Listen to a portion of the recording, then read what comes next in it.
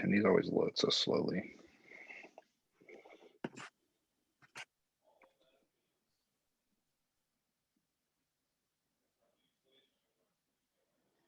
Hey everyone, we'll give it a couple minutes for everyone to join. Thanks for joining Tenant Talk Live. I'm Kyle Arbuckle, Housing Advocacy Organizer with the National Income Housing Coalition. So yeah, like I said, we'll give it a couple minutes for people to join.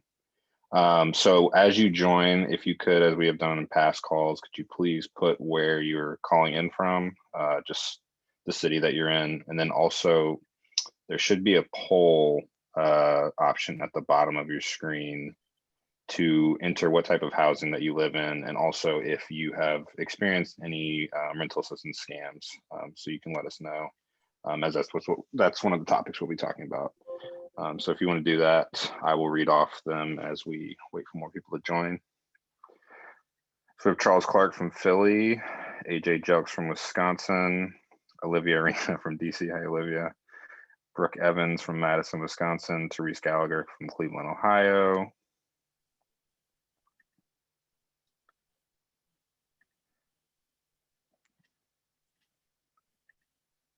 Israel Ortega from Las Vegas.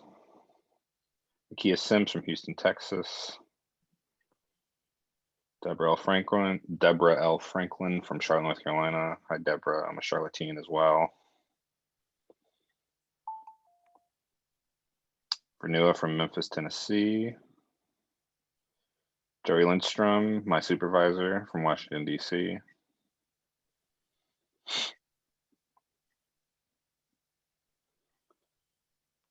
And the poll has been launched. I see a couple people have already entered their information into the poll. So please, if you could, that'd be helpful for the presentation.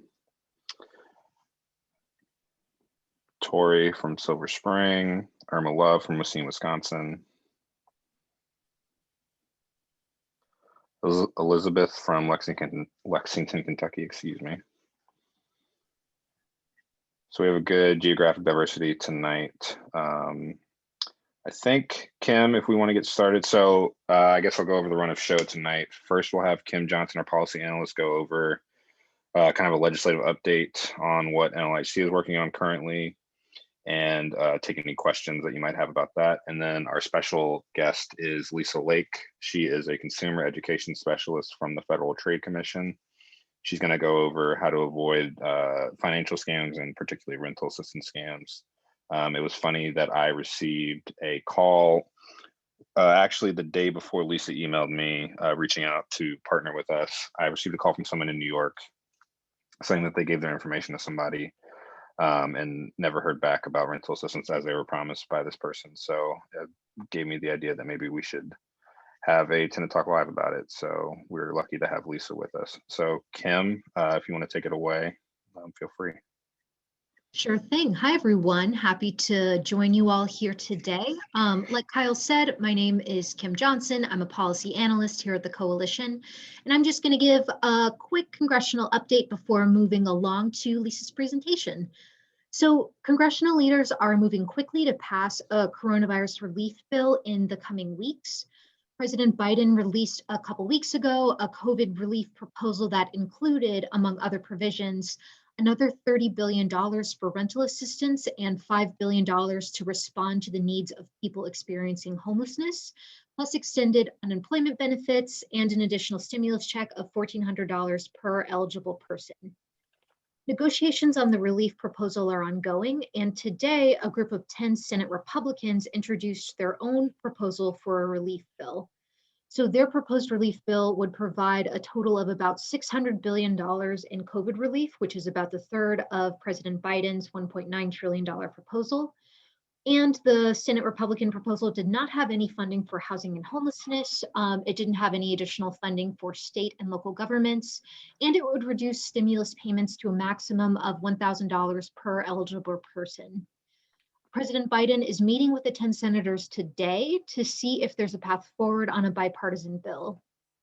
And if not, congressional Democrats will likely go it alone through a process called budget reconciliation. Budget reconciliation is a kind of wonky term, but essentially under budget reconciliation, a bill can pass the Senate with 51 votes instead of the usual 60 required to pass the chamber. But there are limits to the kinds of policies that can be enacted in a reconciliation bill. So only policies that have some sort of a budgetary impact can be introduced in a reconciliation bill. And the total funding provided in a bill cannot exceed a specified number. So in this case, it's the $1.9 trillion that in President Biden's proposal. So the House introduced a budget resolution today with reconciliation instructions, which is the first step in passing a reconciliation bill. The budget resolution essentially provides an outline of how much funding each congressional committee will have to work with as they draft legislative text. So for example, the committee that has jurisdiction over housing programs received a top line funding number of $75 billion in the proposal that was introduced today. But it's unclear as of now how that money will be divided up to address the different housing and homelessness needs. Senate Budget Chairman Bernie Sanders is expected to introduce an identical bill in the Senate later this week. And then both House and Senate chambers are expected to write the bills and report on the sections in the next 2 weeks. So that's February 8th to February 14th. With the goal of voting on the relief package before March 15th, which is when the extended unemployment benefits are expected to expire. So with all of that being said, advocacy is still needed. We still need folks to continue reaching out to members of Congress to encourage them to include our asks and let them know that housing and homelessness provisions are essential to being included in this next bill. So our asks, which I can post to the chat, include an extended and strengthened federal eviction moratorium, $30 billion in emergency rental and utility assistance, $28 billion for 500,000 new housing choice vouchers, which President-elect Biden proposed universal housing vouchers during his campaign. So we see that as a down payment in holding him to that promise. And we are also asking for $6.1 billion for emergency solutions grants to help communities respond to the needs of people experiencing or at risk of homelessness, and $44 billion in acquisitions funds to convert hotel and motels into permanent supportive housing for people experiencing homelessness. So I'll drop the link to that to our policy priorities in the chat. And that's it for me. Happy to take any questions. Thanks, Kim. We have one from Chris O'Hara. They mentioned, I've heard the rent moratorium goes until March 31st. What are the plans to track how far mortgage owners are behind in their payments? The tenant can be up to date on their rent and still be in trouble if the landlord loses their mortgage. So that's a good question. So the moratorium has been extended to March 31st, which is good news. And I think it's important to keep in mind that that $25 billion for emergency rental assistance is not just, I mean, it's for renters, but it's not just for renters. That money will also help ensure that landlords don't, fall behind on their mortgage or default on their mortgage, and that property ends up closing anyway. So that money is also for continued stability for housing broadly, not just specifically for renters per se. Okay. We have one in the Q&A box. Nakia asked, how does NLIHC suggest prioritization tools that do not continue the racial disparate impact as has been experienced within the homeless response system via VISP, DAT, and other vulnerability index scores? Yeah, that is a great question. And part of the work in ensuring that these funds are distributed in a racially equitable manner will be to work with program administrators to make sure that their distribution models are targeting people who have been hardest hit by the pandemic, which we know are Black and Latino and Indigenous households. And so encouraging programs to prioritize the people who have been hardest hit, and also encouraging programs to partner with nonprofits who are trusted and known in communities hardest hit, are two steps that that program should be taking to ensure that these funds are distributed in an equitable way.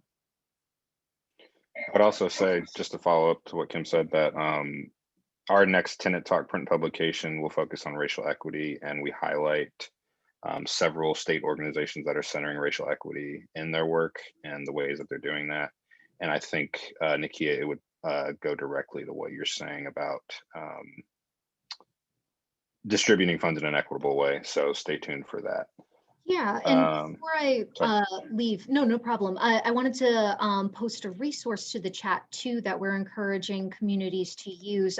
So Urban Institute developed an emergency rental assistance prioritization tool, which helps identify areas that are most likely to be where renters are most likely to be experiencing housing instability, where people are most likely to be impacted by the pandemic, and where renters are least likely to be receiving the help that they need, so that communities can know where they should be targeting this funding. Gotcha. Carrie, I just saw what you put in the chat. I'm going to allow you to talk if you want to say more about that. I'm a little interested in learning a little bit more, if you feel comfortable speaking. For those who can't see, Carrie said that in the city of, I might mispronounce this, Puyallup, Washington, just announced they're converting a downtown property with FEMA funds, but only police can refer folks. I don't know much more than that. We're just hearing about it now. We're asking the county council there to see if they can follow up and try and get some local people on the ground. There are so many agencies that they could be working through. And for those of you that don't know, in Tacoma, which is not far away from Puyallup, the police actually ran over someone during a sideshow thing a couple weeks ago. So it's like the police are not perceived in a very good light here, even more so than normal. That's created international attention on that story. So to do that right now is like, and to announce it on the first day of Black History Month is really disturbing. For sure. Yeah, I remember I saw that incident. It was very unfortunate. Weird timing with what you just mentioned as well. But yeah, if you find anything else, please feel free to email me and let me know, or Joey, our organizer for Washington.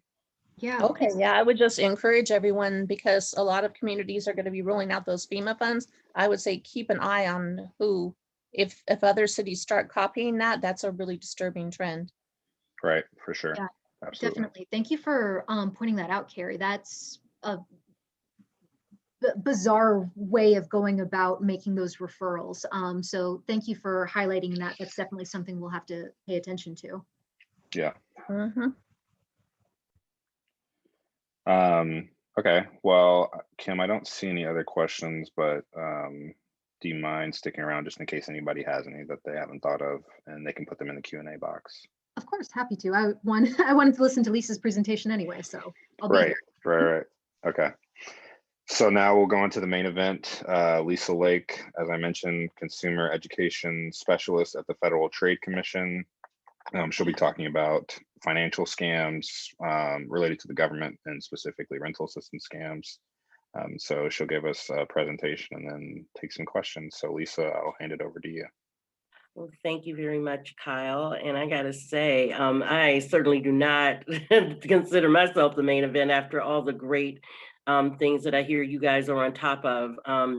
You know, speaking a little bit outside of the FTC, this is like my life right here. I'm gonna do some work with the Poor People's Campaign as well. And so like, you know, I'm really, really loving what you guys are doing. So please keep the fight and consider me part of it outside of what I'm about to do. It's my day job. So thank you for introducing me. I am going to share my screen now in prayer, and hopefully everything is copacetic. Okay, can you guys see that? If you can't, give me a shout. All right. So thank you everyone for taking the time to listen to what I have to say on behalf of the Federal Trade Commission. I'm really glad to be here. My name is Lisa Lake. I am a consumer education specialist with the FTC, And simply what that means is my job is to do what I'm doing, and that is making sure that people, consumers, like all of us, are aware of their rights, and that businesses are aware of their responsibilities when they sell products and services, or they market products and services to people. The FTC, a little bit about us. Okay, is that going to, okay, yes. We are considered the nation's consumer protection agency. And what that means simply Hey, is, Lisa, sorry. Yeah. It didn't, did you mean to switch the slide? I did, it didn't go? Not on mine. Kim, I don't know Zoom if it is changed always a for bunch you. of fun. I don't know what. Okay, let's see. This is great. Hold on 1 second.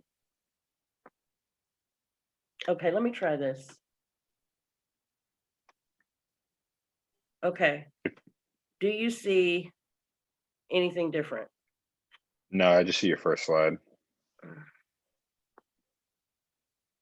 Do you If have you, the deck that I sent you? Maybe it'll yes, I was work gonna, better because we've had some issues with Zoom, and I apologize for having to no, switch no worries. mid-year like Yeah, that. Thank you. I can do that. Thank you. So I'll stop sharing my, you'll reboot, you'll put me out.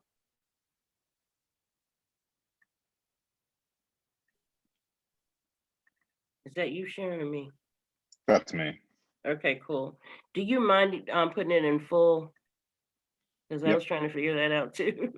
Thank you so much. I appreciate you.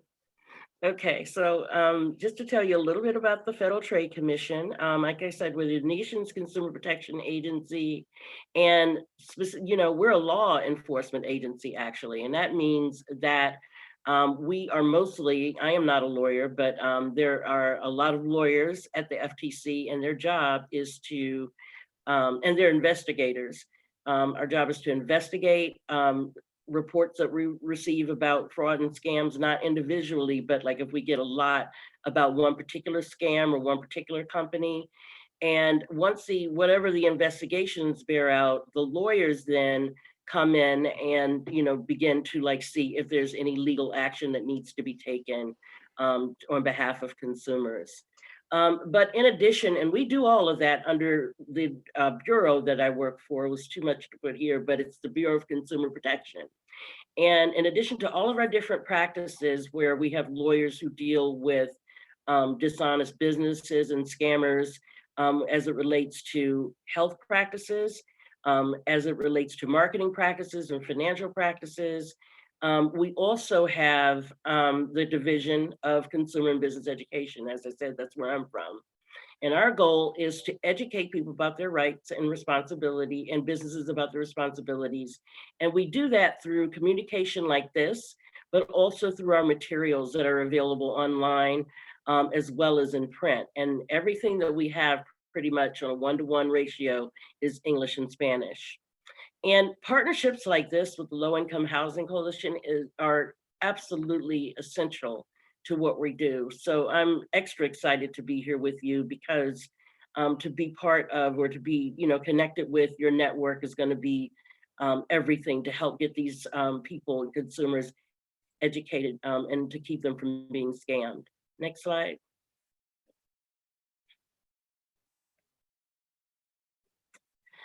So one of the things that I wanted to talk about, and it's going to go, I'm going to do this in like an odd way, is I'm talking about COVID scams and also about rental assistance, but I thought that it was very important, given all the health concerns about COVID, to talk about miracle health cures and how to, because there's a lot of folks out there who either want the vaccine or they don't want it, and they feel like their natural herbs or oils or things like CBD oil or their vitamin supplements can fix all of that, and they don't trust like the vaccine.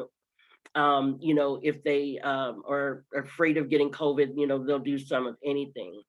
And scammers who know what's going on and are aware that there are folk out there, many folk out there who are like that, will take advantage of that. And so they might advertise things on the street, on a street sign, you know, saying get a natural cure for COVID or get a natural vaccine for COVID.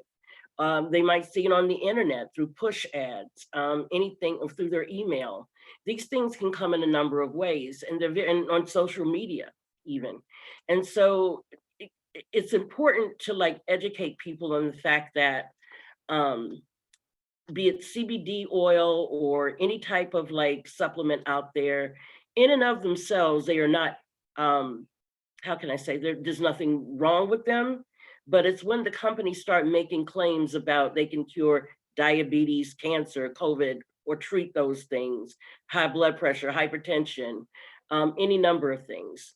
I am focusing on CBD too, because I just got finished working with some lawyers on a case. I wrote a blog post and promoted this as I'm doing now about CBD being a miracle cure for, I mean, everything from Alzheimer's to all the things that I just mentioned to I have a headache, like everything. And what we are expecting to see, and as I'll go through in the next couple of slides, is there's going to be a lot of these miracle claims about vaccines and about like COVID symptoms. We had already been seeing some ever since it started back in March, and we just want to keep that top of mind. Now, this is what you're looking at are pictures that, you know, you can, they're graphics that, actually the one on the left here is part of a graphic because it was so big I had to break it down just to that one main part. But you can find this information. It's one of our resources, ftc.gov infographics there at the bottom. And you can share these as flyers, as posters, as social media, what do you call it, tweets or posts. You can share it in an email newsletter or something like that. So please feel free to use these and go to infographics, our infographics page to get them. Next slide, please. And so again, talking a little bit about scams in general. So I wanted to bring up the health, but I also wanted to bring up imposter scams in general, because at the root of all scams pretty much lies somebody who is misrepresenting themselves, saying that they are with the government or they're a family member or they are a doctor or any number of fake roles, so that you will trust, people will trust them and go to them for information, or go to them and give them their debit and credit card information or their social because they say they want to help them. So here you'll find I reiterated here the infographics page, but also the ftc.gov imposter scams page. And you can go there and see the different types of imposters that exist. We're going to talk a little bit about those in the COVID-19 presentation, but just so you know that there's a whole wealth of them. There are romance, I'm in love with you scams, send me money, bust money to get there because I'm broke, or you know, anything from tech support scams. And so you'll find out how all of those go down, as well as you know, how to spot them. These infographics here, again, I just kind of broke this up. This is one big old long infographic, but you can do the same, breaking it up, or we can do it for you.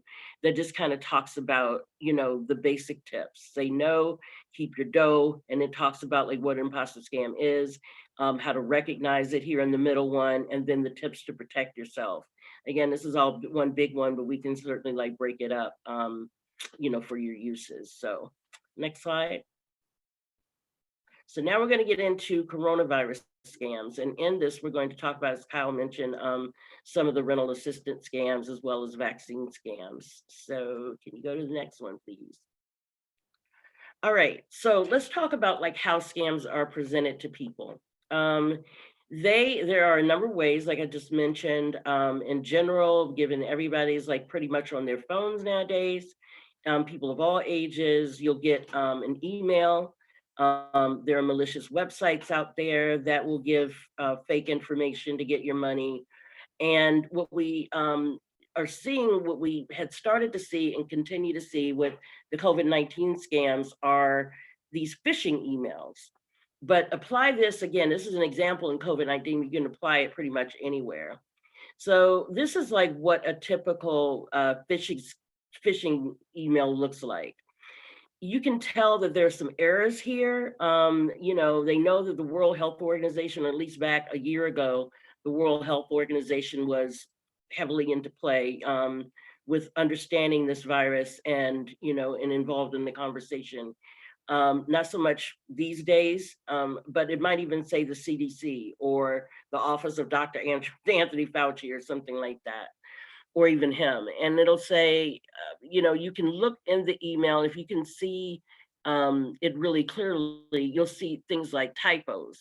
You'll see like other things that kind of make it look suspect. I mean, even at the bottom there, there is a title that is misspelled, and then there's like a weird company. And what we tell people, first of all, is this. The World Health Organization and government agencies, say if this came from a government agency, they're never going to reach out to you by email. And I'll repeat that a couple times throughout this presentation. They won't call you, they won't email or text you, they contact you by mail. And the last thing that you ever want to do when you get these emails is to click here or to click anywhere they tell you to click, because likely it's going to be something that will go into your computer or your phone and kind of hijack like a virus or a bug that will go into your phone and take your personal information. So it can they've got sophisticated ways of actually getting your social security number if you've filled that somewhere on your phone, and pretty much everything that you would not want to be public. So never click on the link. And unless you know the source, but just understand that the source is never legitimate if it says that it comes from a government agency. Next slide.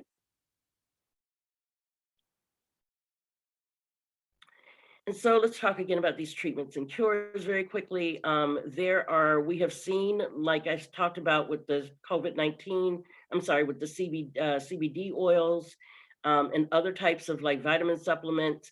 They have been marketing these fake cures and fake treatments for COVID. They call them miracle cures. Again, it's the same. The problem that we have with them, they're good in and of themselves, but what we tell people is, first of all, no one, if one says, okay, you have diabetes, you have COVID, nobody understands your body. Your doctor understands your body, right? So someone that doesn't know you, who says this can definitely cure you, that's automatically suspect. And then when they say things like guarantee, that's double suspect. And then it gets dangerous, right? Because if you take these things, if you take any type of vitamin supplement, whether they scam you into getting it or not, if you got it at Vitamin Shop or somewhere, GNC, you always want to check with your doctor, because that doctor or that healthcare professional understands your body. And so, people marketing these cures, and people might think it's a less expensive way, like say if you have co-payments or anything like that, than to go to the doctor and you'll just take your oils. You could be actually harming yourself physically as well as getting robbed, because these things don't do what they say they do. So, just again, go to the infographics and look at those tips, and please share those. Now, the Medicare related scams, these kind of, again, go across the board. And then there are particular angles as it relates to COVID. And so people who are Medicare have been reporting to us that they've been told to give out their Medicare number or their social or, any type of information, because someone has said that they can supply them with a special kind of mask. Again, this was more early when masks weren't as readily available. Or they can put them first in line for the vaccine. Or just any number of things related to this. You're older, but you don't live, you're not the age yet for, priority for issuing the vaccines in your county. So why don't you give me your social and we can put you on a special register. Again, anyone asking for your social, and especially if they call or email or text you, is a fraudster. They are a scammer, and they want your money and or your personal information. And so that's the first thing. Only the government can give you that information, or only the government has, in your local government, has the true information on getting the vaccine. And they will contact you by mail, or it will actually come to you from their website or any email that you sign up from them. and you know that you signed up for it. Like for example, also Brooks, I'm in Maryland, my county executive is Angela Also Brooks. If I get an email from her, I know it's pretty much legit because I signed up for it. And I can also tell because it'll have a .gov or .md for your state or .ca, whatever your state's initials are. That's how you can tell it's for real, because nobody else can get those but governments. Next slide. Okay, so contact tracing, really a couple months ago, we kind of got like reports from people who weren't quite sure, because different states like have rolled these out differently, or different cities, I should say too. And so you might get a call, and even though we say the government won't call you, this isn't exactly the government because of this special situation. You might get like DC COVID team. I got a call from there, and I'm like, you're right. Like, this is probably a scam. But in this instance, it's not really an exception. It's just things that we want you to recognize.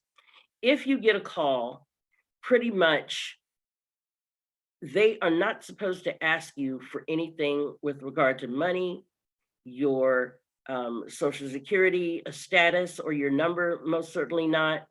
They will ask you though about like to confirm things like, were you at the bistro, Paris, like on a certain day. It's about not these calls you answer, but then you have to listen very carefully and answer very carefully what they're asking you. If they ask you for money or any personal information, you hang up. And that's it. Their only job is to find out where you might have been and who you might have been in contact with in those general areas. That is it. So just remember that, that scams are happening that way. Next slide, please.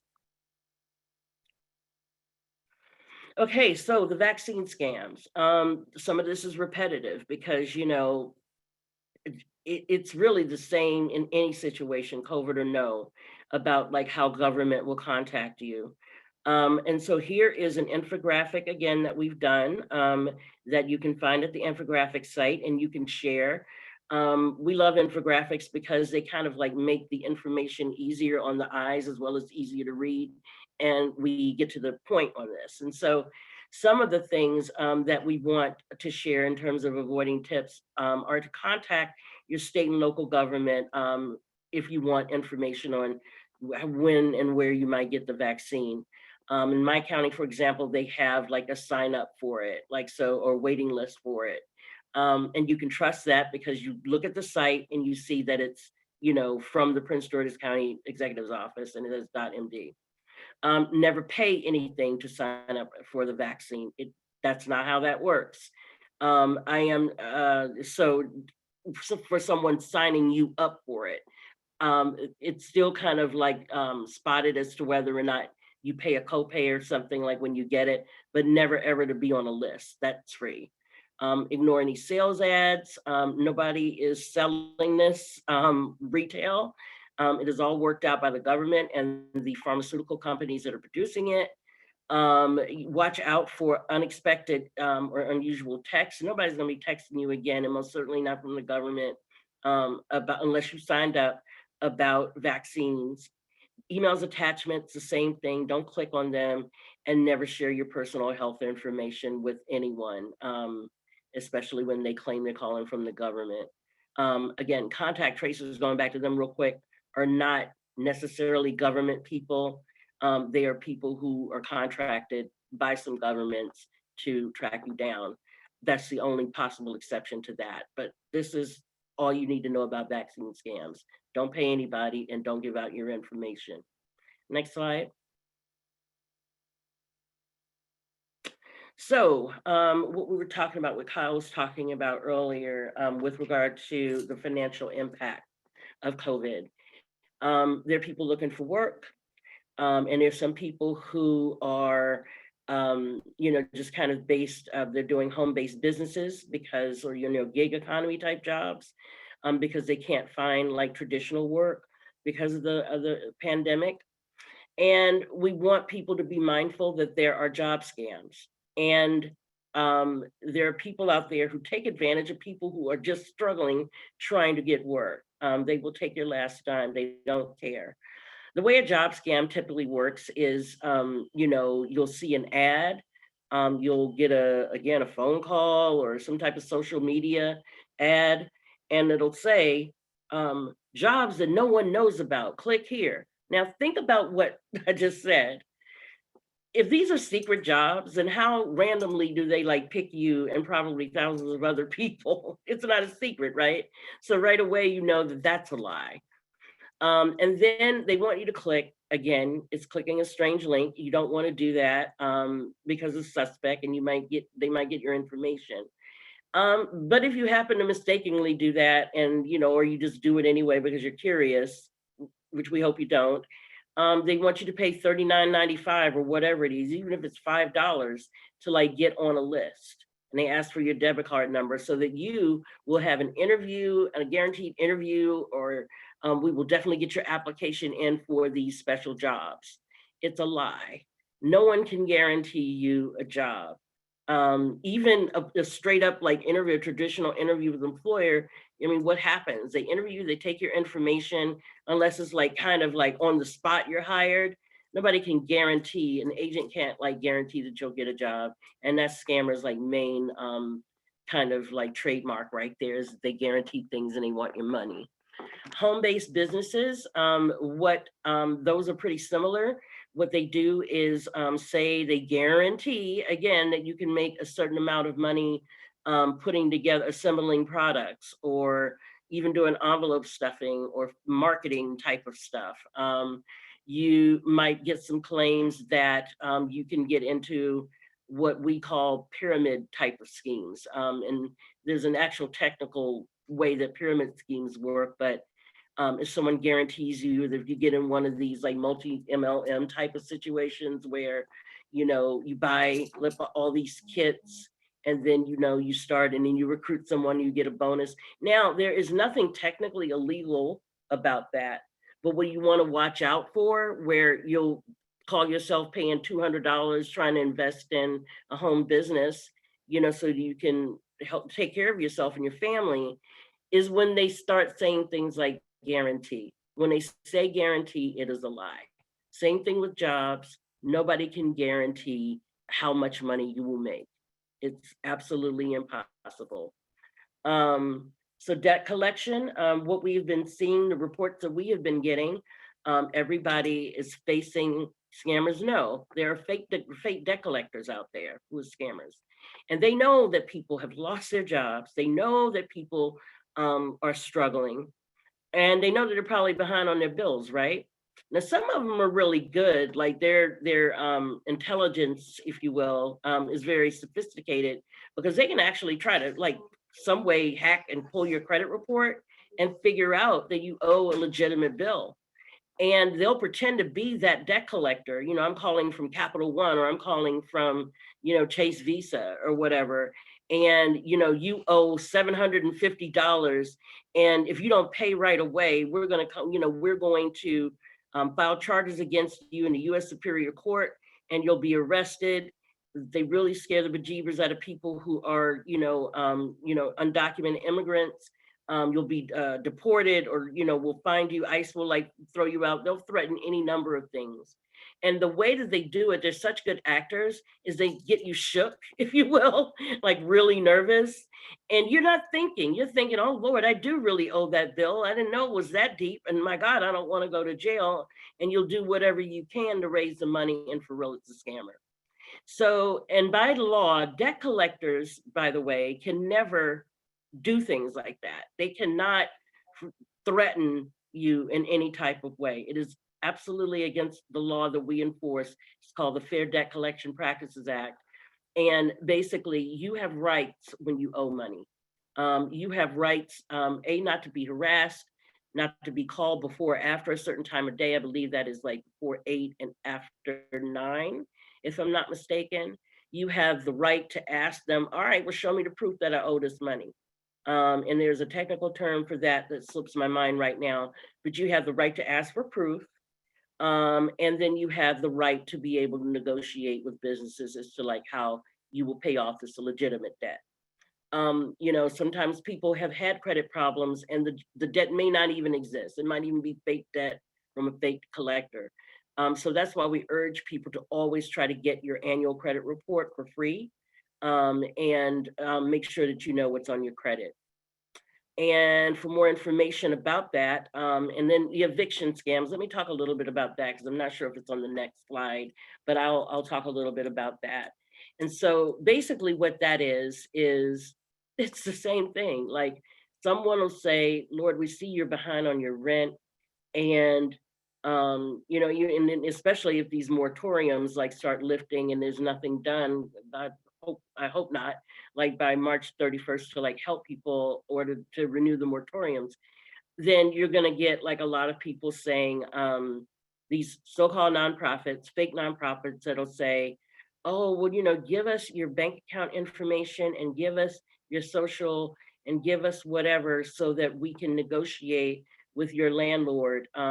They might pretend to be a lawyer asking you for a retainer so that they can like legalese something, so that you won't get evicted. But don't listen to them, especially a nonprofit. Think about that, asking you for money. And you know, it's a scam. You're already in a bad situation, and then people are like asking for scams. So it's important to tell people, you know, especially if you deal with people all the time in your community who are facing these financial problems, to don't fall for it, even if it's not an eviction scam per se. Could be like a payday loan type of scam, a bridge loan to get you over until you get a job. A lot of that stuff, when they ask you to pay up front, it is never good. It is always bad. It's a scam. So next slide. So fake charities, people are feeling very given. I mean, I've given like so much money this year and I've joined all these efforts with everything that's gone on, you know, and people are feeling, you know, charitable. But they often come around, as you know, with crises. I mean, we're in a crisis now. There are all kinds of legitimate, I know I just talked about the illegitimate type of charities, but there are some that are out there that are clearly trying to help people and are for real. But if you hear about a charity, say if you, something pops up on your social media, which does track your activities, or you get like, you know, some certain emails, which again, those are suspect because how did they get your email address? You want to like at least, you know, look at the charity name, do your homework, do the research, and you want to look for things like, when you do an internet search, you want to like type in the charity name and you want to type in and fraud or and scam or and complaints, that kind of thing. Even reviews to see, you know, just kind of what people are saying. Always do that. That's a very basic thing that you do with anything when you're dealing with a new company or organization, is to check them out using those terms. Or, you know, blank plus scams, blank plus reviews, blank plus fraud, or complaints. Any of those, you'll find out, you know, bound to find out that somebody else tried to scam them as well. Also, if you, scammers, only a scammer will ask you to pay in a weird way, like, you know, with your bank account information. I mean, I'm sorry, with a gift card. Those gift card scams go down in any number of ways. With a money transfer. Oh, you know, we can't take this, but we'll take a money transfer. Or, you know, any type, or by cash, like say for Cash App or something like that. Here's the thing. Once you give money, buy a gift card and like give out the number and stuff, that money's gone pretty much. It's like giving cash. It's like going up to someone you don't know who says that they'll help you do something and then they never come back. You won't get the money back. And so be skeptical and actually walk away if a charity asks you to give only in a specific way. And then you can find out more about that and how charity scams work in some cases that we've actually done, I believe, or at least some articles and blog posts at ftc.gov/charity. Next slide. So at the, you know, at the end of the day, we're talking about something very simple, right? We're talking about scams and how they are festered, how they grow. And basically they're grown from misinformation and rumors. I have a lot of friends, you know, who of different ages who believe as they believe in certain things. And so I always get like a, what do you call it? What the kids call it? I always get like it's not an IM anymore. I get a Facebook message or something from folks saying, oh, the COVID scam, you know, I mean, this virus ain't good. And look at what happened, you know, these real weird videos, and they showed some girl's face all puffy, and, you know, people are afraid. And so it's really easy. And we know a lot about that, looking at politics and what's going on with politics in this last administration, you know, with the misinformation, alleged misinformation and rumors. So people buy into that, and then they spend their money and give out their selves, their personal information, to out of fear or out of hope. And so it's important to do three things when you ask yourself three questions when you are considering giving or getting something, trying to get something like a job or assistance, or to get something to take care of your health. And look at, like, you know, or a job opportunity or a business opportunity, you want to ask, who is the message from? And again, that goes back to researching the company, the organization, and what have you, to see what other people are saying with those words I told you about. What exactly are they asking you to do? That middle one is very important because, again, if somebody's calling you out of the blue asking for money, and charities do sometimes call for money, or at least they used to. And I do get email, like, you know, from Urban League and like other organizations that I've joined who will ask you to support. That's not uncommon. So they'll probably ask for money or social, but if Urban League call me asking, so-called call me asking for my social, you know, and then you go back to who, that doesn't add up, right? Them asking for a donation is one thing, but then what else are they asking you for? And if they're making claims about guarantee, or well, not guarantees, but, you know, I'm going to use like the at-home businesses as an example. They're making claims like, well, our salespeople have, you know, averaged like $5,000 a week or a month from selling our products. Tell them to back it up. Like, all right, well, what's the message? If they're saying that, you know, their oil or their, you know, whatever product they have has shown a 95% effect, you know, efficacy rate in, like, you know, curing diabetes or treating diabetes, getting your blood sugar down. Okay, so where's that data? Who did the data? Who did the study? Check all of that stuff out. And as it goes for coronavirus, we have any number of information that you can share with your communities about how this virus works. With how these coronavirus scams work, where to get legitimate information, but then also here at this page, USA.gov has, we've got the scams, and USA.gov has everything else related to the virus. So that's your most trusted source of information there. Next slide, please. And so all of this in consideration, you know, if you've had a chance to digest this, think about some of the things that you might see every day. Think about some of the things that people in your community or the people that you serve or love or work with every day might experience. And with those experiences, and if you come across something that is suspect, the only way the FTC can do its job is with the reports that we get. It's just that simple. We need to know what's going on. I mean, there's other ways. I mean, we've got, like, we work with tons of law enforcement officials. We work with, you know, across the country, the AGs, the, you know, chiefs of police and whatnot. Excuse my Alexa. But it is imperative that we get things from consumers. And so this brand new website that we created is a very easy way for people to be able to do that online. Even if they're older people or people who are not very good, you know, not very good with computers, we've made it very, very easy for someone, and we do allow people to be a proxy, if you will, to, like, you know, help to report something on behalf of someone else. So please go to, if you even hear about it, not even if you've experienced it, but if you've heard about it, report it to us at reportfraud@ftc.gov. or in Spanish, reportefraud.ftc. I'm just learning Spanish, or I would have said the letters in Spanish.gov, and they will, and we will take your complaint. And again, this helps us find out what's going on from the ground. It shows how many people have experienced these scams, and going back to how we do our work. If we get a critical mass of these kinds of a kind of fraud, and we're able to pin down companies, that's when we are able to do things like sweeps, if we can build a case. And if we hear about like one particular company doing things, it leads to investigation, can lead to investigation, and then it can lead to legal action. And in some cases, it could lead to money back in your pocket. It's called redress.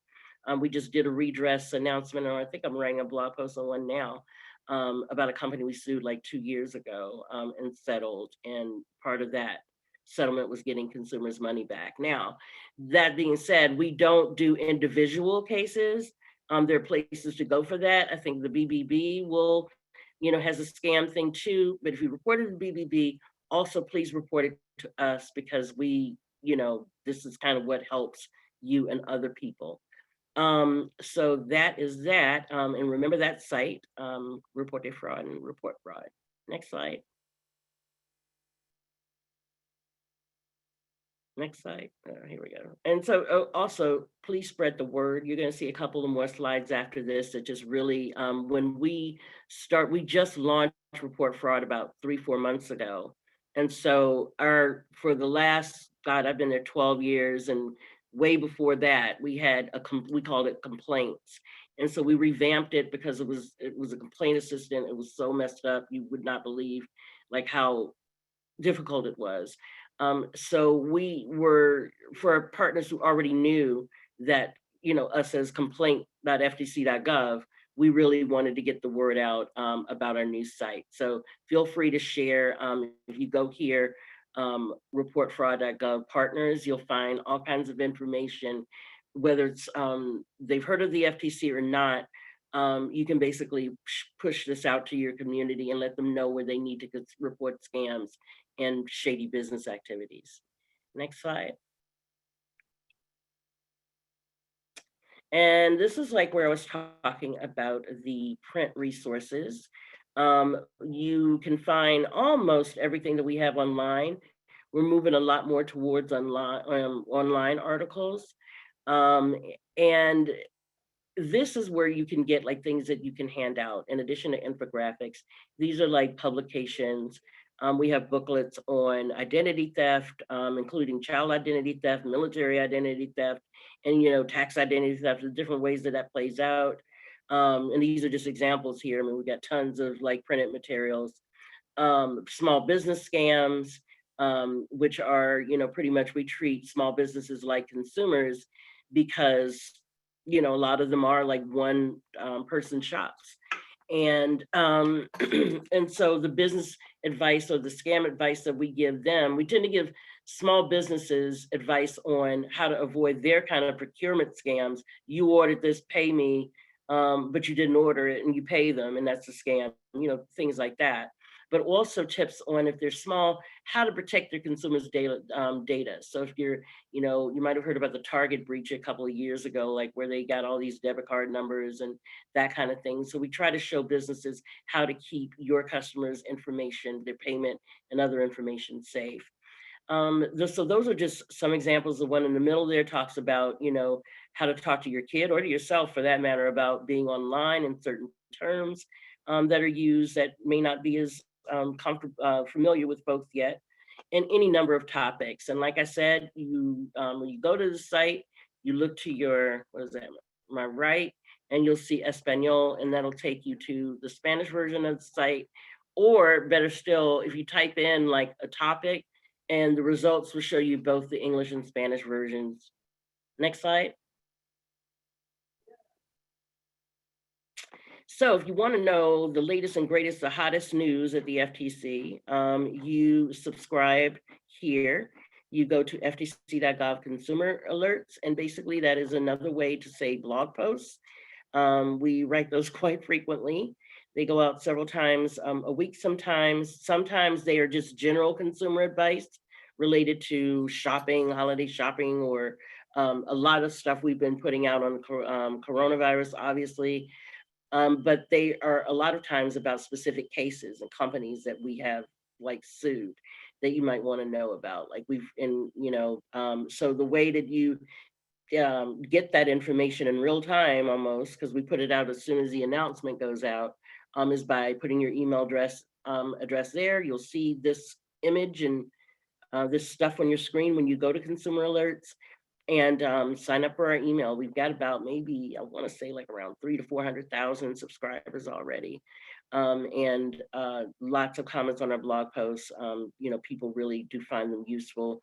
By the way, let me back up very quickly and mention that everything that you see here, everything that you see on our site, everything that you see like that the FTC produces, you can lift that and say it was you, and say it was the Low Income Housing Coalition. You can say it was that Mary Jones wrote it, because all of our information is 100% copyright free. You don't have to worry about attributing us or let alone including our logo or anything like that. You can use it for yourself, use it for your newsletters, for whatever you want to do. It's your information because it's in the public domain. Next slide. Stay connected with us. Another real time way to find out what we're up to is on our social media sites, all of the usuals except for Instagram. I heard we were working on that, but you can follow us follow us on Twitter, Facebook, YouTube, and we're also on LinkedIn. Next slide. Now, definitely keep in touch with me. But one thing that I noticed too about this that is, really important for you to know, and if you can, and I'll drop it in the chat if I can see the chat, is our main consumer information page.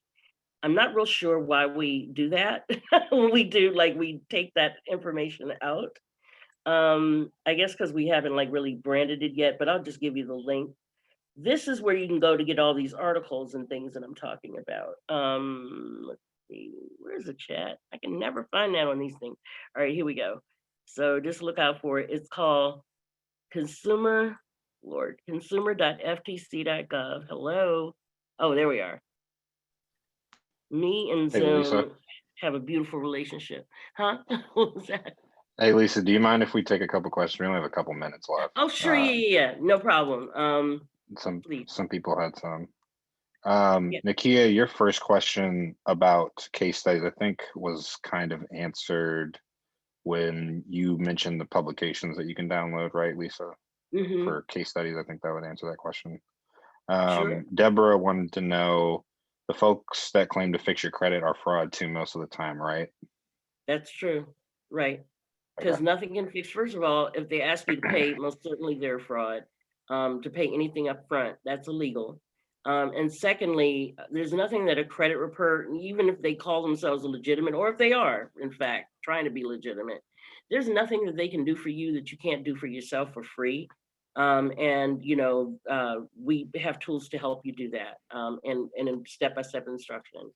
As a matter of fact, if you look in that bulk order site, there's a book called Credit Repair, How to Help Yourself, and it'll take you soup to nuts like the process. So don't pay anybody. Chris O'Hara wanted to know, isn't it true that you have to confirm the debt to the collector to validate the debt? Yes, that's true. You have to that's kind of the proof that I was talking about. It's called a validation letter. And I thank you for reminding me. When you said validate, that totally reminded me what it is. It's a validation letter. So when they call, they're like, all right, send me the, you're like, send me the validation letter, and then maybe we can talk. And then you get it to send them to, you can give them email, or you can give them your address, and they must send it. If you don't get it, that was a scammer. Nakia wanted to know, are there any deletion letters or samples/tools related to credit deletion specifically on the website? Right. So credit deletion, if I'm understanding that question correctly, there is no legal such thing. I'm not saying that there aren't people out there who can like go out, who can have some type of schemy way that they can go out and take stuff off of your credit and boost your credit score. That has happened. People have offered those services on the low to folks. But the only way to delete anything, and tell me if I'm wrong, I'm answering you, but the only way to delete anything is by doing the work and fixing in the publication I told you about, and making arrangements, legitimate arrangements with your legitimate debtors. So, or collect creditors rather. So that's the only like legitimate way to do that. There are ways now, if you're talking about, and I'm sorry, I neglected to say, in this booklet I just told you about, there is a letter that you can do to contest things that are wrong. So if something like, say, for example, has been on there for too long, past the 7 years statute, like things that have been on there past 7 years is supposed to come off, or if you file bankruptcy after 10 years, then yes, there is a letter that you can write, and we have it in form to your creditor saying, you should remove this. I either paid it or it's no longer supposed to be on my credit report. So yes, that deletion is legal, but nobody telling you that, oh yeah, I can get this off your credit so you can get a 850 score right quick,